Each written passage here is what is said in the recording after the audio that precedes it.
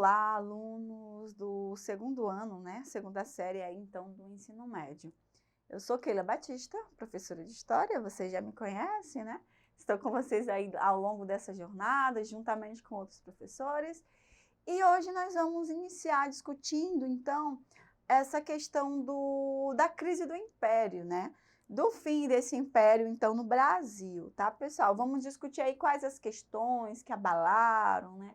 Esse império a ponto de a gente ter, então, a proclamação da República, ok? Então, vamos lá, pessoal. Nós tínhamos alguns conflitos internacionais no Segundo Reinado, né? E esses conflitos internacionais, eles foram muito significativos para que o império se balançasse, né? Para que o império ele não sustentasse aí toda essa organização.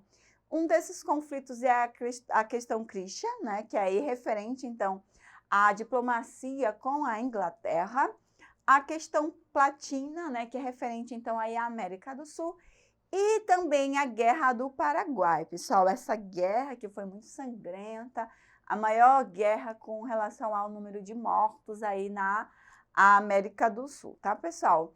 Com relação à questão Christian, né, a gente vem aí a presença da Inglaterra, porque há muito tempo a Inglaterra ela vem cobrando do Brasil a abolição da escravatura, né, a libertação dos homens escravizados, né. Só que aí, além, né, dessa questão humana da Inglaterra, de não escravizar as pessoas, a gente tem aí a questão do capitalismo industrial, né, na Inglaterra, que era, então, a maior potência mundial da época. Tinha interesse, então, em acabar com essa escravidão africana. Isso porque, né, além dessas possíveis considerações humanitárias, os escravos não podiam participar do mercado consumidor, pois não recebiam salários, né? Então, se fossem trabalhadores livres, eles teriam, então, aí o poder de compra, né? E a Inglaterra venderia mais. E tem também a questão aí que, com o dinheiro que era empregado no tráfico, né, nessa condução dos escravos para o Brasil, ele também poderia ser investido em indústria, né, em compras de produtos também industrializados ingleses. Então, tem essas questões, pessoal. A gente tem várias leis, né? Várias leis, desde que a Inglaterra apoiou o Brasil no processo de independência, a gente vem leis aí, vem vendo essas leis que querem o fim da abolição, né? A gente tem várias que a gente já discutiu em outro momento, que a gente também não pode discutir sobre todas agora. A gente tem a questão da Bill Warden, né? Que é Abden, né? Que ela vem falando, assim, a grosso modo, que os navios que fossem encontrados, né, brasileiros, que fossem encontrados com escravizados, né, eles poderiam ser aprisionados pela Inglaterra, né, e isso de fato aconteceu. Então, a gente tem uma questão muito complicada. Temos aí, então, a Lei Eusébio de Queiroz, de 1850, que é feita, na verdade, para tentar amenizar essa situação aí desgastada com a Inglaterra por conta aí do tráfico, tá, pessoal? Pessoal, então, nós temos aí a grande figura dessa questão, né? Que é o embaixador inglês William Christian. Esse embaixador, pessoal, ele já vinha acontecendo essas questões, né, entre Brasil e Inglaterra, e temos dois casos aí que acirram essa relação.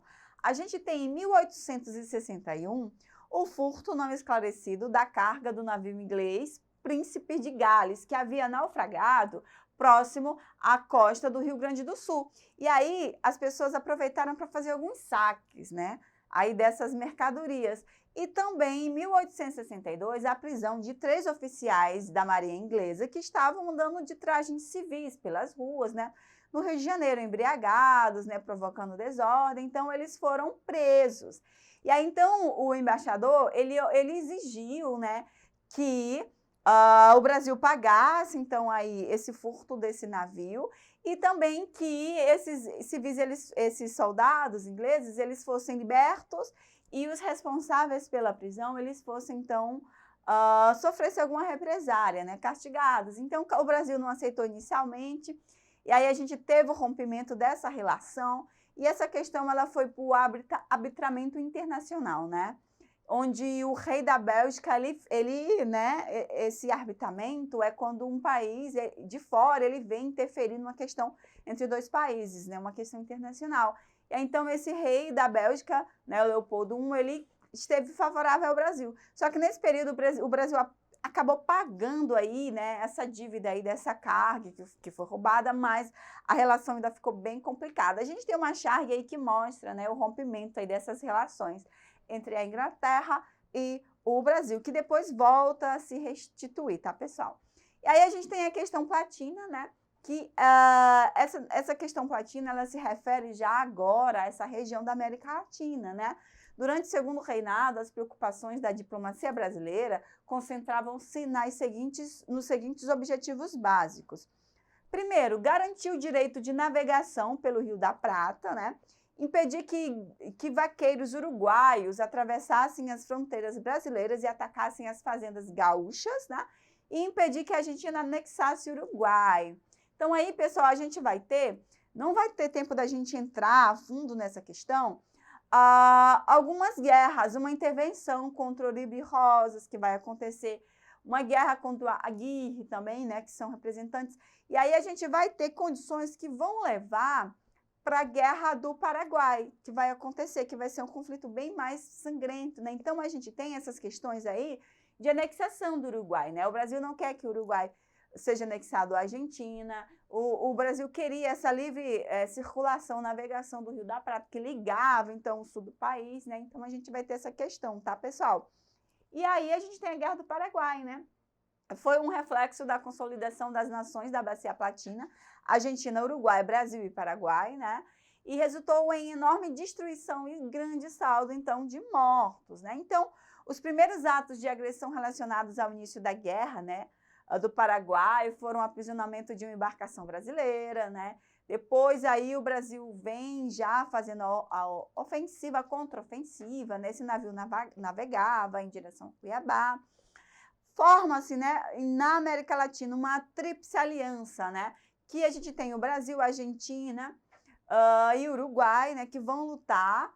E é muito interessante nessa questão da Guerra do Paraguai, pessoal, que alguns historiadores dizem que isso foi sustentado há mais tempo, que a Inglaterra, ela financiou, né, essa tríplice aliança para, na verdade, guerrear contra o Paraguai, porque o Paraguai era um país que estava tendo um desenvolvimento autônomo próprio, né, sem muitas relações capitalistas aí com a Inglaterra. Então, por muito tempo, foi sustentada essa explicação de que a Inglaterra ela sustentou aí de fora, né, essa guerra. Depois surgiram outras questões historiográficas dizendo que essas guerras também, essa guerra aconteceu por conta de conflitos internos, né? Esse desejo de expansão, né? O Brasil aí, então, com seu exército muito fortalecido. Nós não estamos dizendo que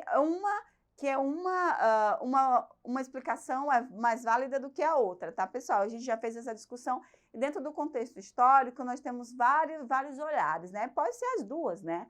Já tinha a questão de anexação bem presente internamente nesses países e a Inglaterra também querendo, claro, né, expandir aí o seu comércio, tá, pessoal?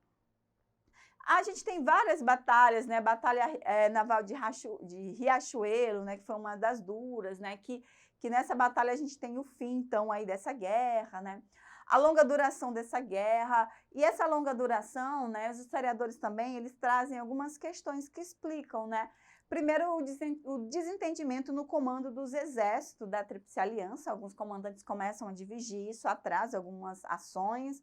A geografia do terreno paraguaio também, o pouco conhecimento desse território, né? E também maior disponibilidade de tropas para o exército paraguaio, tá, pessoal? E aí a gente tem duas batalhas em Tuitu, né, travadas em 1866 e 1867, ambas com vitória da Tríplice Aliança, e uma grande derrota brasileira também que aconteceu na Batalha de Curupaiti, né, onde grande quantidade de soldados brasileiros já então morreram, tá, pessoal?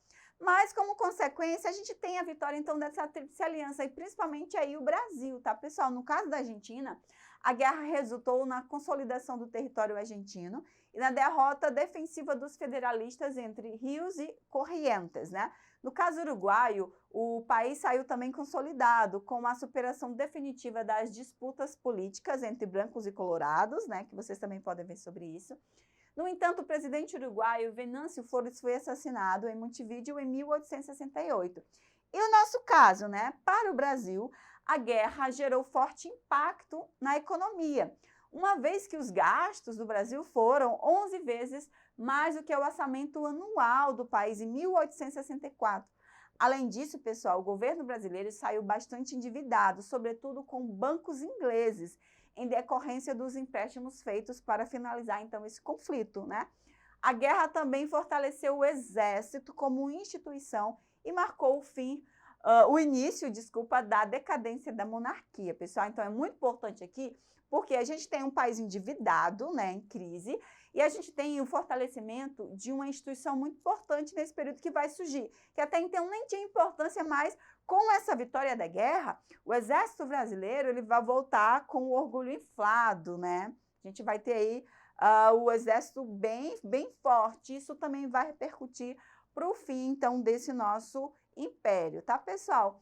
Para a gente terminar essa discussão, a gente vai voltar nela na próxima aula. A gente tem, então, uma questão do Enem do ano de 2010. Vamos lá, pessoal. Substituiu-se, então, uma história crítica profunda por uma crônica de detalhes, onde o patriotismo e a bravura dos nossos soldados encobre a vilania dos motivos que levaram a Inglaterra a armar brasileiros e argentinos para a destruição da mais gloriosa república que já se viu na América Latina, a do Paraguai. Ó, pessoal, palavras, tá? Do autor, tá? A outra narrativa. O imperialismo inglês, destruindo o Paraguai, mantém o status quo na América Meridional, impedindo a acessão de seu único estado economicamente livre. Essa teoria conspiratória vai contra a realidade dos fatos e não tem provas documentais. Contudo, essa teoria tem alguma repercussão. Outra narrativa, pessoal. E aí temos o enunciado.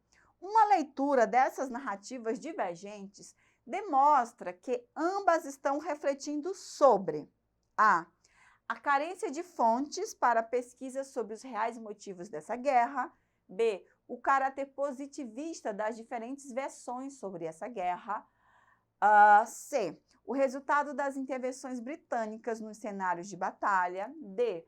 a dificuldade de elaborar explicações convincentes sobre os motivos dessa guerra e o nível de crueldade das ações do exército brasileiro e argentino durante o conflito. Pessoal, então, questões do Enem, né?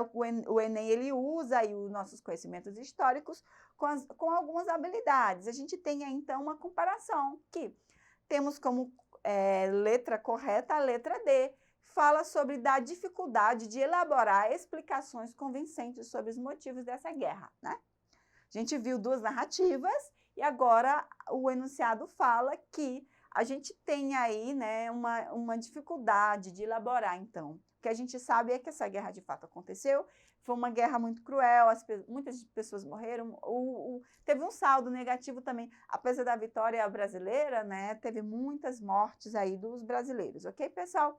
Então, não esqueçam de acessar a nossa plataforma, ter acesso a essa aula e outras, né? E até a próxima aula.